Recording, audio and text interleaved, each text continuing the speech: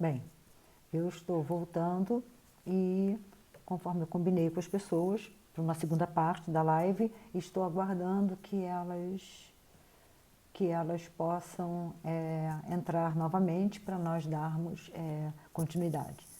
E, segundo o que eu combinei com as pessoas, eu daria a elas, né, até, estou vendo, já chegaram de volta, até 10h15 para que a gente possa dar continuidade a essa segunda parte, que essa segunda parte eu vou falar especificamente, que eu acho assim, bastante importante, falar da psicanálise. Falar, olá Angelita, olá pessoal, obrigado por vocês estarem retomando, voltando aqui. Só vou dar mais uns minutinhos e a gente já dá continuidade, porque eu acho importante que vocês tenham conhecimento de alguns fundamentos da psicanálise, de alguns conceitos da psicanálise. Por quê? Né? Porque há muitas lendas, né, sobre a psicanálise. Há muitas lendas. As pessoas, muita gente fala da psicanálise sem conhecimento de causa, né? Então, como a live de hoje, nós estamos falando da materialização da dor que vem de dentro e a psicanálise, eu vou fazer um segundo tempo agora com a psicanálise e a gente dá um fechamento. É isso. Ah, tá, uma aula sobre a pulsão de vida e a pulsão de morte. Mas além do princípio do prazer, eu faço uma aula sobre isso. Bem, eu tenho que, de fato, esperar, que eu falei que daria até 22h15 para as pessoas retomarem, para que a gente possa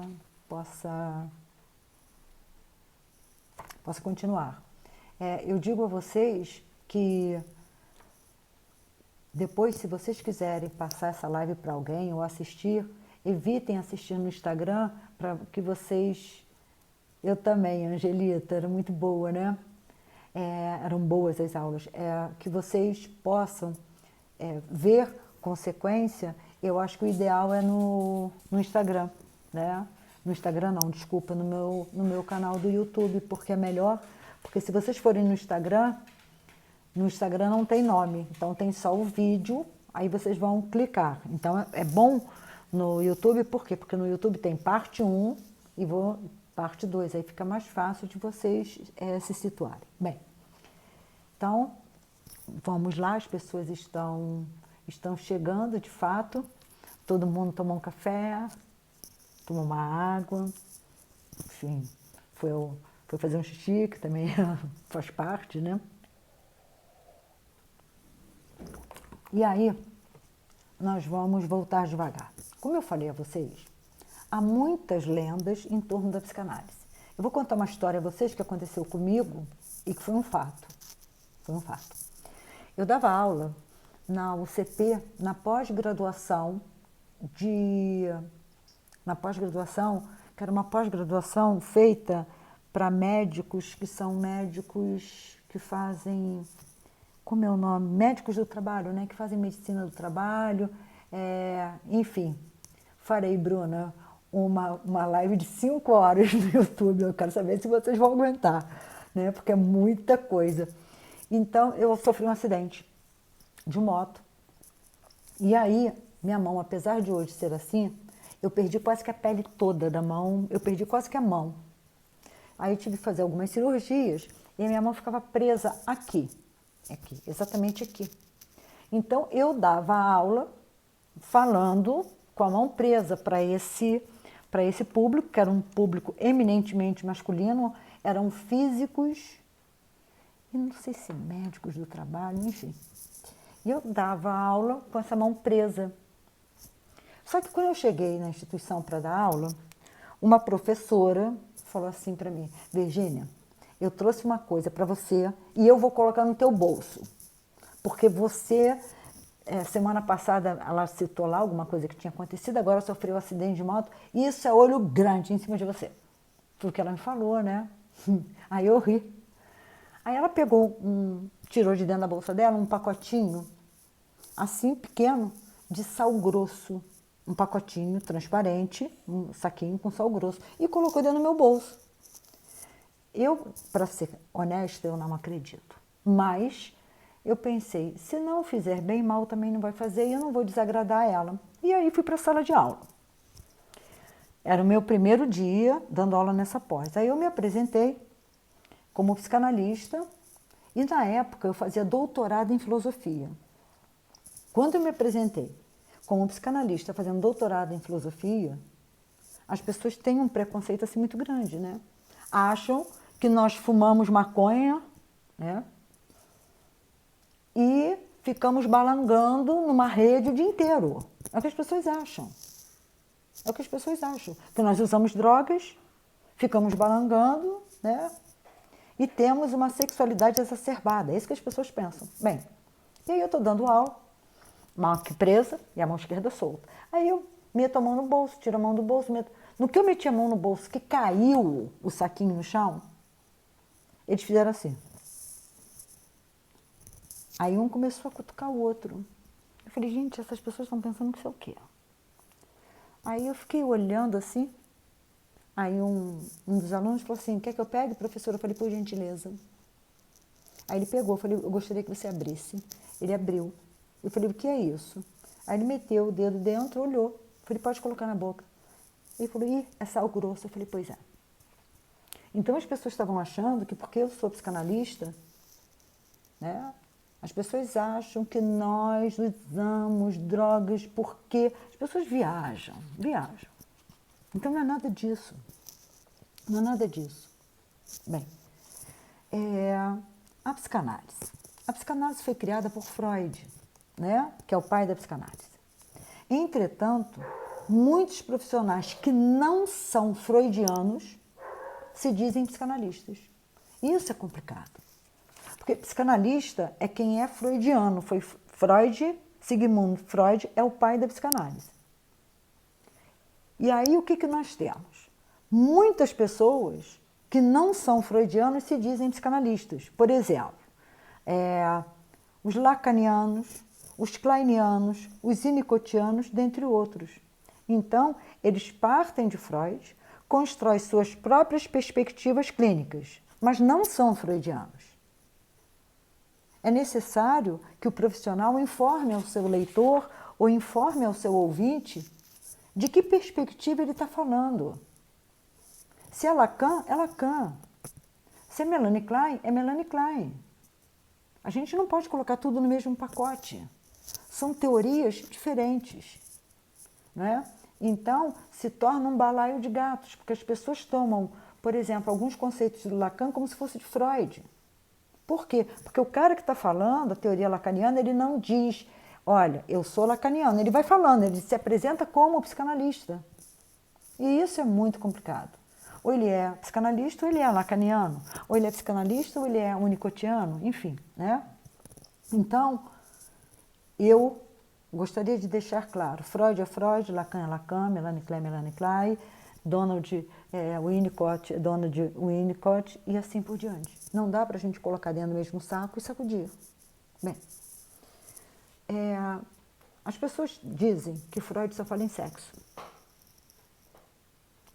Eu gostaria que as pessoas me localizassem onde é que tem isso nos 23 volumes do Freud, porque o 24º volume é um índice das obras. Freud fala na teoria da sexualidade. Qual é a confusão que há nisso? Tem um texto do Freud sobre o início do tratamento, é um texto de 1913, está no volume 12, que Freud diz que as pessoas, com a mesma hipocrisia que elas falam da sexualidade, elas falam de dinheiro. As pessoas têm uma coisa assim muito complexa para falar de dinheiro, para falar de sexualidade. A sexualidade faz parte da existência humana. Faz parte da existência humana, ponto.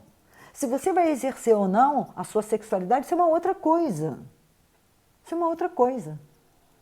Mas a sexualidade faz parte. Então, nós, como psicanalistas, nós não priorizamos a sexualidade. Nós falamos dela no transcorrer do tratamento, é óbvio. Como é que eu posso tratar uma pessoa se eu não falo sobre a sexualidade dela com ela? O que vocês precisam entender, senhores, é que o sujeito é um todo. Ele não é fragmentado. Se você vai a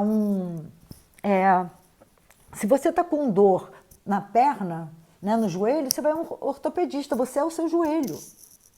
Se você está com uma gastrite, você vai a um gastro, ele vai te fazer exames clínicos, laboratoriais, vai te fazer uma prescrição e adeus.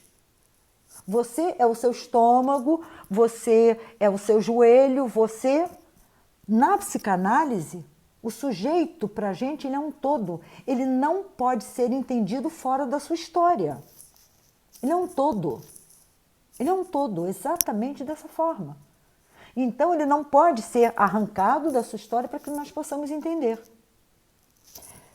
E a sexualidade faz parte da história do sujeito. Todo humano e todo animal, né, se fala, né, na parte sexual. Então, quando diz Freud era um tarado, me perdoe a objetividade com que eu vou falar. Me perdoe a objetividade. Malicioso é quem tem esse tipo de interpretação da teoria psicanalítica. Porque a teoria psicanalítica não está assentada sobre a sexualidade humana. A teoria psicanalítica está assentada sobre uma coisa chamada inconsciente. E aí falamos de todas as forças que concorrem no sujeito, que é a pulsão sexual, que é a pulsão de vida, que é a pulsão de morte.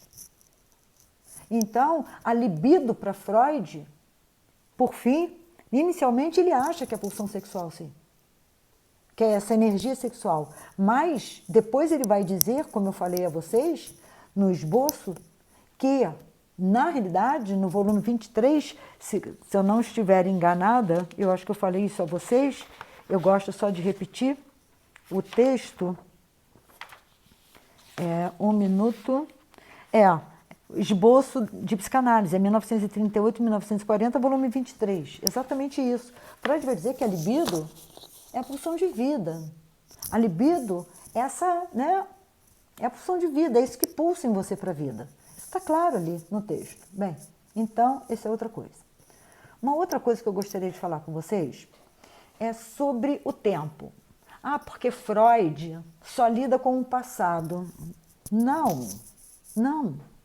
Nós, dentro do setting psicanalítico, nós não lidamos com esse tempo cronológico que a língua está estruturada e a sociedade precisa para se organizar. Esse tempo cronológico ele é necessário. Passado, presente e futuro. A língua está estruturada sobre ele. As sociedades se organizam dentro de uma cronologia. Dentro do consultório, nós também temos uma cronologia. O paciente está em tratamento comigo há 3 meses. Deve ficar por mais um longo tempo. Só que quando as pessoas dizem que Freud lida com o passado, elas não sabem o que estão dizendo. Se você sofreu alguma situação, né, há 20 anos e isso te incomoda hoje, isso não é passado, isso é presente. É com esse tempo que nós lidamos. Então, o inconsciente, o aparato psíquico, a consciência tem essa cronologia, mas o pré-consciente e o inconsciente não tem. Então, se alguma coisa te traz dor, eu tenho 57 anos. Se alguma coisa, quando eu tinha 14 anos, me aconteceu e isso me perturba até hoje, isso não é passado, isso é presente. Isso é presente. Isso não é passado. Então, o que nós precisamos? Nós precisamos entender que nós não ficamos buscando coisas, né, lá de trás do sujeito. É ele quem traz isso no discurso, porque para ele é muito presente. Então, é essa forma com que nós lidamos com o tempo. O sintoma, ele é atemporal. Nós não podemos dizer que o sintoma, né, ele é alguma coisa do passado, ou alguma coisa do futuro. Não, não é. Então, quando as pessoas dizem que nós lidamos com o passado, ela não sabe o que está dizendo. Ah, tudo para Freud é o passado. Não. Tudo para Freud é aquilo que perturba o sujeito no momento em que ele vai procurar análise. Então, se ele procura análise porque alguma coisa o perturba, essa coisa não é passado, porque se fosse passado não perturbaria. É isso que nós precisamos entender. É esse que é o tempo do sujeito. Não é esse tempo cronológico. O tempo de funcionamento desse mundo interno é esse tempo. É isso que eu queria que vocês entendessem, atemporal. Então, uma pessoa quando procura análise, ela não procura por causa do passado, ela procura por causa do presente. Porque esse presente, esse passado que se presentifica no aqui e agora, ele não é passado, porque senão ele não se presentificaria. Então, quando uma pessoa diz, a psicanalista lida com o passado, é mentira. É mentira. Não é isso. Vamos ler Freud, né, para a gente poder entender.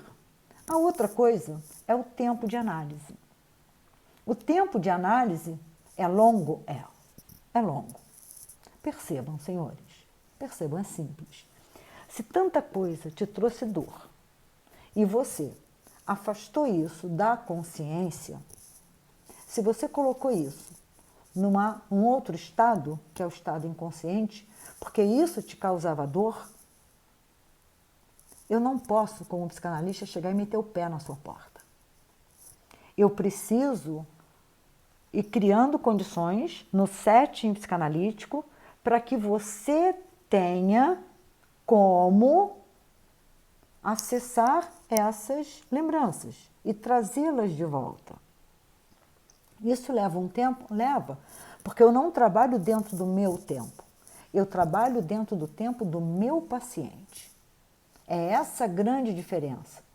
Eu não tenho como antecipar, ou não é nem antecipar, é acelerar o tempo do meu paciente. Eu trabalho dentro do tempo dele. Agora, o que eu tenho certeza é que cada passo que o meu paciente dá, ele não tem como retornar ao estágio anterior. Isso é que é importante na análise. Então, às vezes o paciente fala assim, Virgínia, eu acho que eu tive uma recaída. Não, ele não teve recaída. Ele está sofrendo por uma outra coisa. Ou que seja pela mesma coisa que ainda não foi totalmente elaborado. Então, quando um sintoma é totalmente elaborado, ele não tem como voltar a fazê-lo, a vivê-lo. Então, essa questão do tempo, da análise, a análise dura 10 anos? Não. Dura 8 anos? Não. Pode durar 4, pode durar 5, pode durar 6, como pode durar 3. Eu dependo do meu paciente. Não dá para tirar do inconsciente com seringa nem com saca-rolha. Eu diria, né, que você vai dar assim, pá, e puxa. Bem, uma outra coisa que tem, que eu acho assim, bastante interessante, é que tem gente que diz assim, Virgínia, basta essa lembrança que o paciente não tinha acesso, basta se tornar consciente para que ele esteja curado? Não. Uma vez eu ouvi de uma determinada paciente assim, tá, eu tenho raiva da minha mãe, e daí? E agora? Então ela teve acesso a esse sentimento, mas não é o suficiente. Precisa haver uma elaboração. O que é uma elaboração? Qualquer ideia no aparato psíquico, para fazer diferença, ela precisa estar investida de afeto. Vou dar um exemplo bobo, muito bobo. Eu chego e pergunto assim, gente, o que é isso aqui? O que é isso aqui? Aí, vamos imaginar que a Regina Shiraishi diga assim para mim, é uma caneta. Eu digo, o que isso representa para você? Não diz nada, é um objeto que eu uso no cotidiano. Eu digo, tá bem. Na próxima live, eu pego e falo assim, então, aí a Regina coloca aqui, Virgínia, por favor, eu não quero nem ver essa caneta. Eu vou dizer, mas peraí. Essa caneta aqui, Na live passada, ela falou, pois é, só que durante a semana, o meu sobrinho correndo com uma caneta na mão, caiu, teve perfuração de retina e ele ficou cego de uma vista. É só para vocês terem ideia de como é que um objeto, uma lembrança, seja lá o que for, se ela não tiver investida de afeto, seja esse afeto qual for, bom, prazeroso ou desprazeroso, ele precisa estar investido para que ele tenha algum sentido no aparato psíquico. Porque se ele não tiver sentido, não adianta. Então, ter consciência não é o suficiente. Bem, a outra coisa é que muita gente diz assim, mas cria-se uma certa dependência. Regina, é mais do que significado. É mais do que significado, é um investimento mesmo. O afeto ressignifica, ou não, né? Ou não, pode não ressignificar. Né? Mas tem gente que acha que a análise cria dependência no paciente. Não é fato. Não é fato. Eu vou explicar isso de forma bastante clara. Para haver tratamento, tem que haver uma coisa chamada transferência. A transferência é você acreditar que aquele profissional que está ali é capaz de livrar você dos teus sintomas. Vamos sair do setting psicanalítico. Vamos entrar num setting amoroso. Sai do setting psicanalítico, esquece a psicanálise, esquece qualquer tipo de terapia. Você, quando namora alguém, você só namora porque você acha que aquela pessoa tem condições de te fazer feliz. Isso é transferência. Quando você assiste uma aula e fala assim, esse professor arrebenta, isso é transferência. Você acredita que ele é capaz de te tirar dessa ignorância em relação àquele conteúdo. Quando você vai assistir um filme, né, você está transferida achando que aquele filme vai te fazer bem. Então, a transferência, ela se dá em todos os campos. Não é um conceito da psicanálise, é um conceito que Freud importa. Né? Que Freud importa. Então, só que na psicanálise, né, eu sempre digo, quando eu recebo um paciente pela primeira vez, eu digo assim, você só volte, se você se sentiu confortável diante de mim e dentro do meu espaço. Eu estou dizendo a ele, só volte se você fez transferência. Se você acreditar que aqui você tem condições, você acha que você tem condições diante de mim de melhorar, de sair desse estado que você se encontra. Eu sempre falo isso para todos os meus pacientes. Para todos os meus pacientes eu falo a mesma coisa. Então, o que acontece? Né? É necessário que haja a transferência e que o paciente olhe e diga assim, né? Essa mulher tem condições de me tirar do estado que eu estou. Isso é transferência. Bem, então a transferência é um campo, é uma região intermediária entre a doença e a vida real, através da qual há a transição da doença para a vida real, da doença para a saúde. Bem, em outras palavras, de acordo com Freud, no volume 12, num texto chamado A Dinâmica da Transferência, 1912, sobre o início do tratamento, 1913, e no texto Repetir, Recordar e Elaborar, 1914, estamos imersos no volume 12 do Freud. Freud vai dizer que nós, prestem atenção, porque os senhores fazem isso. De acordo com Freud, nós não recordamos, nós repetimos no campo transferencial. A repetição é uma forma do sujeito rememorar. Vejam que interessante é isso. Vejam que interessante é isso. Então, é um campo onde ele vai, nessa transferência, ele vai repetir. A partir da repetição, e o analista pontuando a repetição, ele vai elaborar aquilo. Virgínia, você pode dar um exemplo para a gente? Posso dar um exemplo. Eu atendi uma paciente na Santa Casa, no Rio de Janeiro, e que ela tinha muita dificuldade com a mãe, muita dificuldade mesmo com a mãe. Ela sempre se queixou que a mãe dela não entendia ela. E aí um dia ela falou assim para mim, ela falou alguma coisa e falou assim, se é que você me entende, né? Eu falei, eu não sou sua mãe. Ponto. Ela ficou parada assim, me olhando. Ela estava tentando me colocar no lugar de mãe dela. Eu nem aceito isso, nem devolvo com raiva. Eu simplesmente pontuo, eu não sou sua mãe. Então, se vocês forem perceber ao redor de vocês, ou vocês mesmos, a vida é uma repetição. É uma repetição cega, nós repetimos sem saber que estamos repetindo. Então, na realidade, cada vez que um sintoma circula no campo transferencial, ou seja, cada vez que uma repetição se dá e essa repetição é trabalhada e escoa, vai surgir uma nova transferência de uma outra repetição, até a hora que o sujeito não tiver mais o que repetir. Que ele estiver livre daquilo que povoava o inconsciente dele. Quando ele estiver livre daquilo que ele mesmo recalcou, jogou para o inconsciente para se livrar da dor. Então, na medida em que nós vamos tendo acesso a esses conteúdos e vamos trabalhando esses conteúdos, a transferência vai se dissolvendo, né? Ela vai se diluindo com muita propriedade.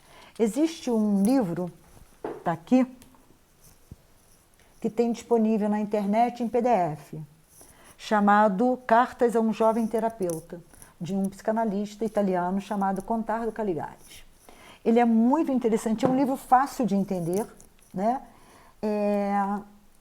O que ele diz nesse livro? Eu acho fantástico, né?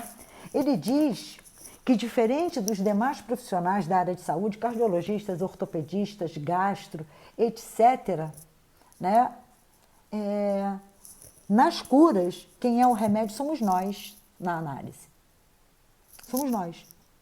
A partir do momento que nós instrumentalizamos a transferência, que do lado de fora ela não é instrumentalizada, ela é ali dentro. Então, nós somos o próprio remédio. E como remédio, nós perdemos a validade. É exatamente assim. Nós ficamos no fundo de um armário sem validade. É exatamente isso. E isso é muito bonito. Então, não há dependência. Na medida em que você vai sendo trabalhado, essa transferência vai se diluindo, vai se diluindo, vai se diluindo, até a hora que você dá alta. Então, existe uma dependência? Não, não existe. Isso não é fato. Bem, e aí eu digo a vocês que uma das coisas mais importantes na vida da gente, é a gente se conhecer. Freud tem um texto chamado Estranho Familiar. A Júlia Kristeva, uma psicanalista francesa, ela tem somos estrangeiros de nós mesmos. Eu tenho esse livro aqui na estante. Nós passamos uma vida inteira, sem nos conhecermos. Fugindo da gente mesmo, nós fugimos da gente. Na medida em que nós fugimos da gente, nós não vivemos a vida em sua inteireza. Então, o que eu preciso? Eu preciso me conhecer. Eu preciso saber o que eu gosto, o que eu não gosto, o que eu quero, o que eu não quero. Só que, senhores, para isso é necessário coragem. É necessário que você se sacrifique. É necessário determinação. Por quê? Porque o processo psicanalítico, ele é difícil, ele não é fácil. Você vai entrar em contato com coisas que você escondeu de você uma vida inteira. Uma vida inteira. Então, se você escondeu de você uma vida inteira e no processo psicanalítico você vai entrar em contato com isso, você vai sentir dores que você nunca imaginou que você fosse sentir. Mas eu gostaria que vocês entendessem que através dessa dor que, né, a dor leva o sujeito ao tratamento. Só que para ele se curar, no tratamento ele vive uma dor maior. Só que qual é a diferença? A diferença é que ele vive essa dor no tratamento. Eu não sinto essa dor com ele, com os meus pacientes. Não, eu não sinto, obviamente. Mas eu estou ao lado dele. Isso é que faz a diferença. Eu digo para todo e qualquer paciente meu, seja legal com você. Precisou, me liga que nós vamos marcar uma sessão extra. Não é incômodo. Uma vez que eu aceitei um paciente, eu aceitei ele na sua totalidade. Então, na realidade, o que nós temos aí? É difícil? É. O sofrimento durante o tratamento nada mais é do que a vivência dos sofrimentos que você escondeu de você uma vida inteira. Você precisa entrar em contato com isso. Nós somos frágeis, nós nos defendemos porque nós não sabemos quem somos. Tem um livro chamado Cavaleiro Preso na Armadura. Exatamente isso. Não é um conto, não, é uma... Esqueci o nome agora que se dá. É uma fábula. E que o autor vai dizer que quanto mais nós temos armaduras, é porque mais frágeis nós somos. Quanto mais fortes nós somos, menos nós precisamos de armadura. Falando isso numa linguagem freudiana, quanto mais eu me conheço, menos eu preciso me defender, porque eu não me defendo do outro. Não é do outro que nós nos defendemos. Nós nos defendemos de nós mesmos. É isso que eu preciso que os senhores entendam. Quando a gente diz que o outro está defendido, não é defendido do mundo, não é defendido do outro. Nós estamos defendidos da gente mesmo. Né? Daquilo que nós achamos que somos, que os fantasmas são imensos e a gente precisa, na realidade, entrar em contato com isso. Então, quanto mais o paciente consegue acessar essas lembranças difíceis e elas forem trabalhadas, com muita dor, mas elas são trabalhadas, ele fica mais forte. Então, ele fica mais forte para entrar em contato com outras lembranças. Então, essas outras lembranças são muito difíceis, mas como ele está mais forte, vai doer menos. É muito interessante, né? Então, a vivência desse sofrimento que você escondeu de você, fortalece. Fortalece porque todo sentimento precisa ser vivido em sua totalidade, em sua intensidade, né? Então, fortalece porque tira você da repetição cega. Fortalece porque aproxima você de você mesmo. Simples assim. Simples assim. Então, nós saímos do campo da repetição, na realidade, e entramos num outro campo, que eu diria que é um campo onde, de fato, você está escolhendo. Por exemplo, Virgínia, você pode dar um outro exemplo de repetição? Eu não entendi, posso? Uma pessoa diz assim, né? Virgínia, você não acredita.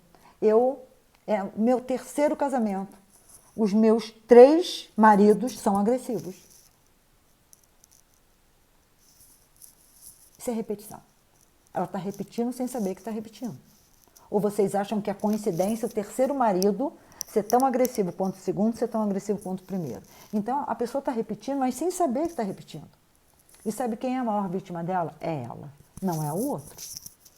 Não é o outro. A maior vítima dela é sempre ela mesma. É o desconhecimento que ela tem sobre ela. Então, qual é a minha dica na realidade? Né? Se você sofre, não terceiriza as causas do seu sofrimento. Eu estou assim porque eu estou trabalhando muito, eu estou assim porque eu tenho me aborrecido, eu estou assim porque o meu vizinho... Você está terceirizando as causas. E qual é a grande questão? Gente, eu gostaria que vocês prestassem muita atenção nisso. Qual é a grande questão? A grande questão é que o sintoma psíquico, ele é covarde. Ele é muito covarde. Ele tira do sujeito a capacidade de trabalhar e a capacidade de se relacionar. Uma pessoa, quando ela começa a se afastar do trabalho e a se afastar do social, na realidade, ela está doente. Então, a pessoa gosta de trabalhar. No que ela começa a se afastar do trabalho, ela tem que ver o que está acontecendo. Porque o sintoma, ele faz isso. Ele tira os 2 pilares do sujeito, que é a capacidade de produzir dinheiro e a capacidade de se relacionar socialmente, religiosamente, amorosamente, vai tirando essa capacidade do sujeito. E o sujeito vai ficando exprimido. É isso que o sintoma faz. Então, quando você, né, percebe que você está mudando, ou que a dor que você está sentindo, ela está se manifestando com mais contundência, não espera muito. Eu sou suspeita para falar, porque eu sou psicanalista, obviamente, né? Então, eu sou bastante suspeita. E eu gostaria de deixar claro a vocês que eu não estou fazendo propaganda do meu consultório. Porque, por mais incrível que possa parecer, eu não tenho uma vaga. Eu não tenho. Eu não tenho. Tem pessoas esperando. Eu não posso prever para quando é que eu vou poder começar a atendê-las. Então, não é isso. O que eu estou dizendo, por favor, me entendam, é que a gente precisa procurar ajuda, porque o sintoma ele vai fazendo isso, ele vai fechando. Aí a pessoa vai terceirizando ou inventando desculpas. Não, eu não estou indo trabalhar porque, por causa da pandemia, eu não estou indo trabalhar porque eu não estou indo... Não, pare e veja. Pare e veja. O seu campo existencial está diminuindo. E quanto mais ele diminuir, mais você vai terceirizar a responsabilidade por ele ter diminuído. Aí mais ele vai crescer. Então, por que o preconceito em procurar ajuda em tudo que diz respeito à dor psíquica, ao sofrimento psíquico? Por que as pessoas têm vergonha de procurar um psiquiatra, um psicanalista, um psicoterapeuta? Por quê, né? É fraco, não sabe resolver sozinho, não sabe dar conta, não. Da mesma forma que você não sabe dar conta da dor no seu joelho. Da mesma forma que você não sabe dar conta da sua gastrite. Então, procure um profissional. Ah, mas eu estou vivendo bem, então tá, então procura para se conhecer. Né? Procura para se conhecer. Né? Então, essa procura, ela é muito interessante. Então, é como eu falei, né? Essas dificuldades psíquicas, elas são covardes. Senhores, eu vou repetir a mesma coisa que eu repito em todas as minhas lives. Eu tenho 57 anos. 57. Faço 58 daqui a pouco. Tenho 57 anos. Clinico desde os 21 e nunca parei. Eu nunca vi o sintoma ser legal com alguém. Eu nunca vi o sintoma psíquico ser legal com alguém. Nunca vi. Ele vai crescendo. É uma questão de física. Dois corpos não ocupam o mesmo lugar no tempo e no espaço. Se os sintomas estão crescendo, o seu campo de movimentação vai diminuindo. Isso é natural. Isso é natural. A mesma coisa é o pensamento. Você não consegue ter duas ideias ao mesmo tempo. Então, conforme o sintoma ele vai se expandindo, vai tirando a sua capacidade de trabalhar, de produzir dinheiro e de se relacionar, você vai ficando exprimido, você vai ficando exprimido. E quanto mais tempo você levar para procurar ajuda, um pouco mais difícil fica o seu tratamento. Não é que inviabilize, não. Muito pelo contrário. Então, eu penso que, assim como as pessoas procuram, não é, um aspecto genético na depressão, por exemplo, por quê? Porque se disser que é de origem genética, a pessoa se sente mais aliviada, a família e os amigos. Por quê? Porque se não tiver um componente genético, o que acontece? A pessoa acha que ela fracassou, que ela não soube lidar com as dificuldades do cotidiano, ela se sente uma fracassada. A família se sente fracassada porque não conseguiu ajudar e os amigos também. Aí vira uma bola de neve. Não, em absoluto. Em absoluto. A gente não precisa adoecer para procurar ajuda. Até porque, adoecidos, nós já estamos. Nós precisamos entender por que adoecemos. Isso é que nós precisamos. Nós precisamos entender por que nós adoecemos. E aí, numa análise, nós vamos nos deparar com uma série de elementos. Com uma série de elementos. Então, quando uma pessoa diz, eu estou bem, para mim está tranquila, não está. Ela está sabendo empurrar com a barriga, né, o desconforto, o desprazer. Ela vai negando ou fingindo que não está vendo, até a hora que a dor é maior do que a capacidade dela de empurrar com a barriga ou fingir que não está vendo. Então, o que nós precisamos? Nós precisamos, na realidade, ser gentis e legais com a gente. Não é com o outro, não. Antes de ser gentil e legal com o outro, eu preciso ser gentil e legal comigo. Eu preciso entender que há vida para além da repetição cega, essas repetições que nós fazemos e que nós não nos damos conta. Há alguém esperando para fazer as pazes com você, que é você mesmo, não é o outro. Não é o outro. O outro não tem nada a ver com isso, inclusive, né? Então, a análise, a psicoterapia, é assim que eu defino, eu, Virgínia Ferreira. É o tempo, é o lugar, no tempo e no espaço, onde suas mazelas, seus sofrimentos, suas fantasias e desejos que estão na contramão dos valores sociais, que estão na contramão da cultura, não importa, não só são bem-vindos, como são desejados. Então, na medida em que você se sente confortável nesse espaço, não é para falar para o outro, entendam? É para falar para você mesmo. Muitas vezes o meu paciente está falando, eu falo assim, só um minutinho, você está ouvindo o que você está me dizendo? Não, o que eu falei? Então, a análise é um lugar onde o paciente vai aprender a falar para ele. Na medida em que ele consegue falar para ele consegue entender o que se passa com ele. Então, não sou eu que dou os rumos a ele. Quem dá os rumos a ele é ele mesmo. Então, a análise é esse lugar, no tempo e no espaço, onde seu mundo interno confuso, conturbado, né, moralmente reprovável, ele é interno, está ali para você falar sobre ele. Eu não estou ali para julgar ninguém, como nenhum terapeuta está. Como nenhum psicanalista está ali para isso. Se está fazendo, está fazendo errado. Então, o que nós somos? Nós funcionamos, senhores, nós psicanalistas, como um espelho, que vai refletir uma imagem externa, que vai refletir uma imagem interna. Quando você toma banho e chega diante do espelho, você se arruma, chega diante do espelho. Não é o espelho que a gente diz que você está errado ou que você está bem vestido, você está mal vestido, a calça não está combinando com a blusa. Por ele refletir uma imagem, você diz, não, eu estou bem. Não, essa blusa não ficou boa com essa calça. Nossa, o meu cabelo, enfim. Nós refletimos uma imagem interna. A partir do momento que nós refletimos uma imagem interna, o paciente tem condições de fazer, né, de se reconhecer, ele mesmo entrar em contato com ele e ele mesmo operar as mudanças que ele acha que tem que operar. Então, nós funcionamos como um espelho, exatamente como um espelho. Refletimos uma imagem interna.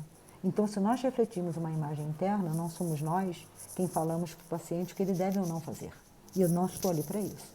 Eu estou ali para que ele possa entrar em contato com ele, fazer as pazes com ele e estar menos suscetível a pacotes que não são dele, que ele esteja menos suscetível a sofrimentos que são desnecessários, enfim.